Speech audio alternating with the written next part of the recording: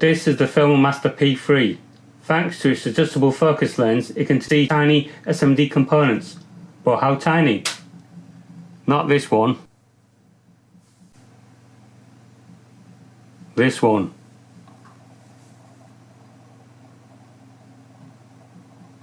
Hello, your humble narrator here again. Today's intriguing gadget is this, the Firmware P3, a tiny USB-C thermal camera for your mobile phone. It supports Android and iPhones only, and I believe it comes with an iPhone adapter inside it. So here's the box. It has an 8mm macro lens, top range of at 600 degrees Celsius, and you can see 0.255mm resistors. And this is the app that you need, Temp Master, from the Google Play Store and App Store. Right, time to unbox it. Here we have a quick start guide manual and some information. Put that there. Here's a quick look at the manual.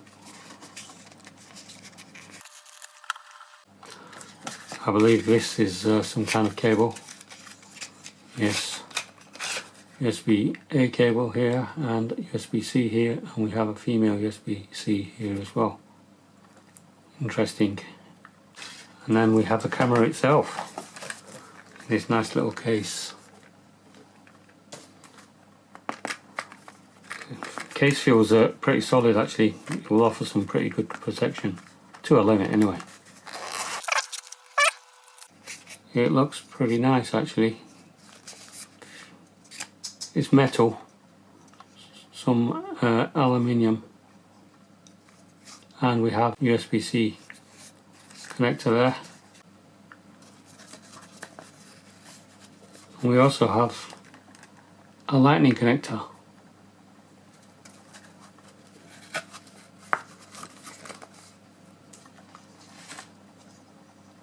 Here it is.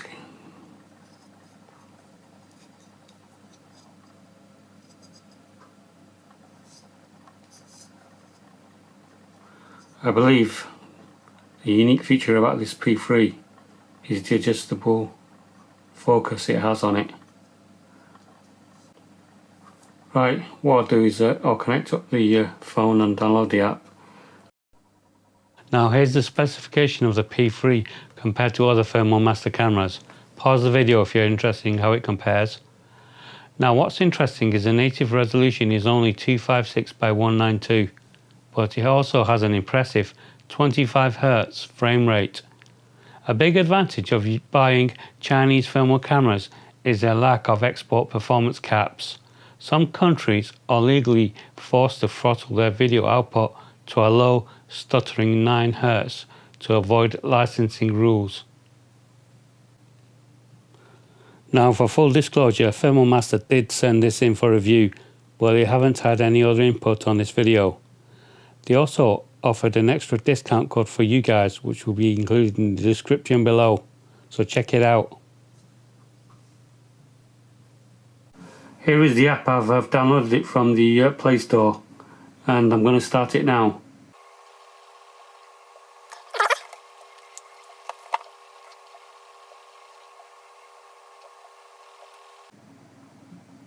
And it's detected it. Now it's come up with the new firmware, so what I'll do is I'll update it.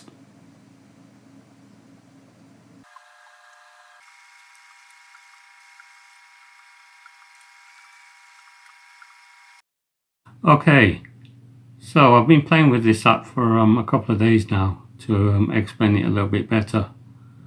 Right now, here we have it on the main interface, and we have the point feature.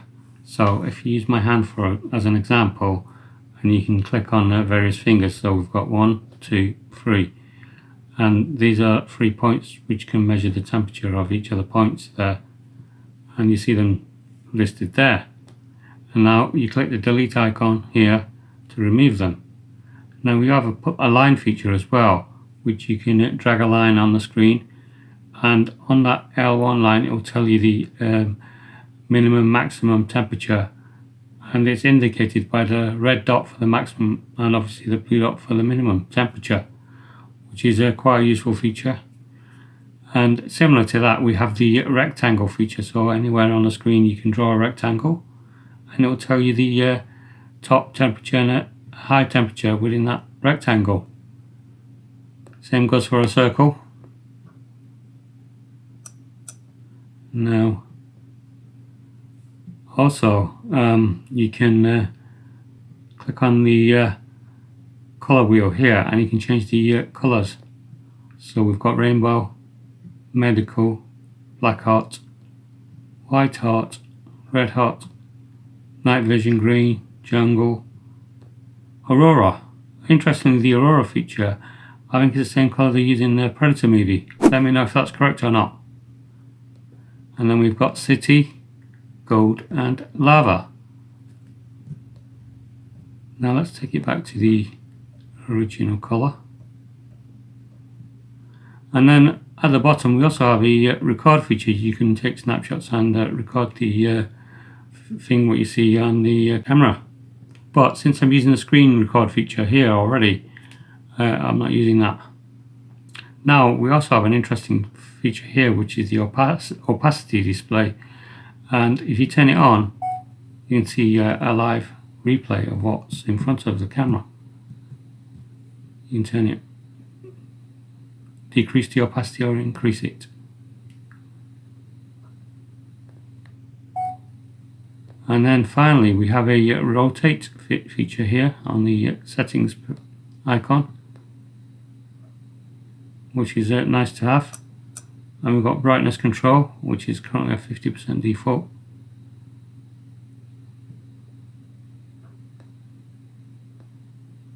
And then we can turn the scale on and off. And mirror feature. Okay, that's the basics of the app. And I think what I'll do now is I'll show various things through the lens of the infrared camera. Let's see how they look. Now for the strengths of the Filmmaster P3 and what I think is a reason to buy it over others, and that's its ability to see tiny components give off thermal heat, and also not forgetting the adjustable lens. It has an amazing ability to focus in on some of the smallest of SMD components. Let's examine this Intel mini PC, the Radxa X4, which is about the same size as the Raspberry Pi 5, but it's actually more powerful and runs hotter. Check my review of it on this channel if you haven't already done so. Now I want you to pay attention to these capacitors here next to the micro HDMI port. Notice how small they are. I'll try and zoom in on them.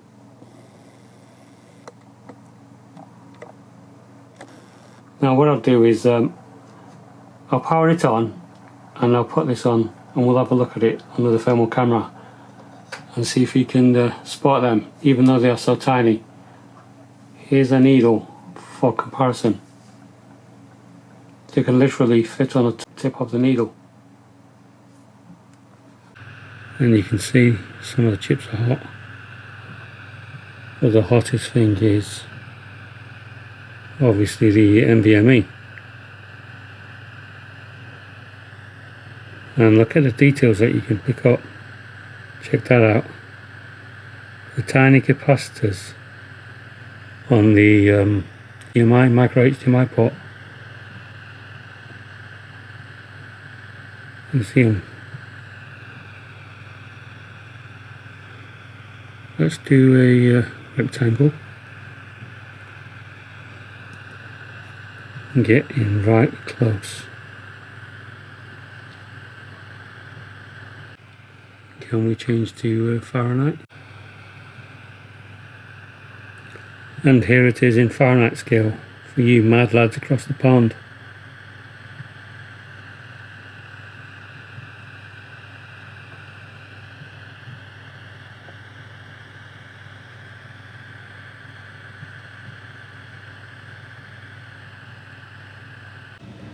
And you can change the various temperature settings. So back to Celsius, here we go. By the way guys, don't forget to subscribe. Now I'm entering a small bedroom to check if the camera can be used in home inspections to detect thermal leakage. Now it's currently out of focus, and let me get it in focus. There we go, that's a little better. Now I've got a portable aircon here, and it's chucking out some cold air, as you can see. And it does do a good job of detecting thermal leakage in the room. And as you can see, the walls are 30 degrees Celsius, and it's 1 AM at the moment with the cold aircon running, and the aircon's pretty noisy, so that's why I had to do a voiceover on this section.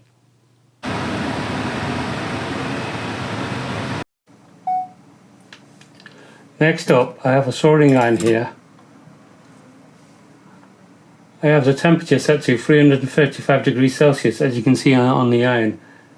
Now I'll switch to the thermal camera and we'll see if the temperature reading on the tip is accurate or not.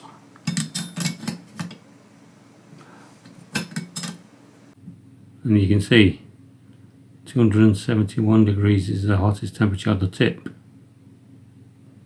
So the soldering iron is somewhat reading a little low than the temperature I've set it at.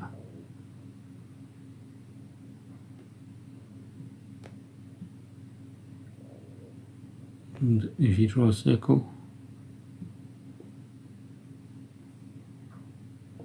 right, let's check out something else. Okay, let's check its lower limits, and over here I have some ice, and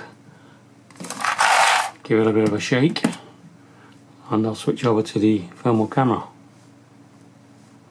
And interestingly, minus 14 degrees here. Let's see. Let's try a line to see what that gives us.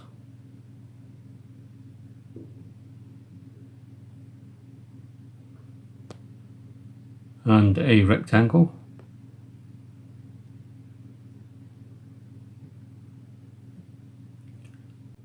On to the next showcase. Okay, I'm in the garden to test its ability to see wildlife, and it's a fairly hot day today, and I'm looking in the bushes, and there's not a lot going on. Can't see any birds.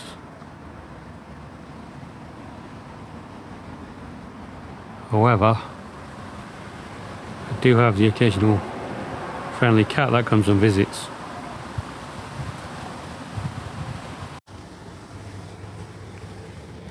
Friendly neighbourhood cat. Come on. Come on.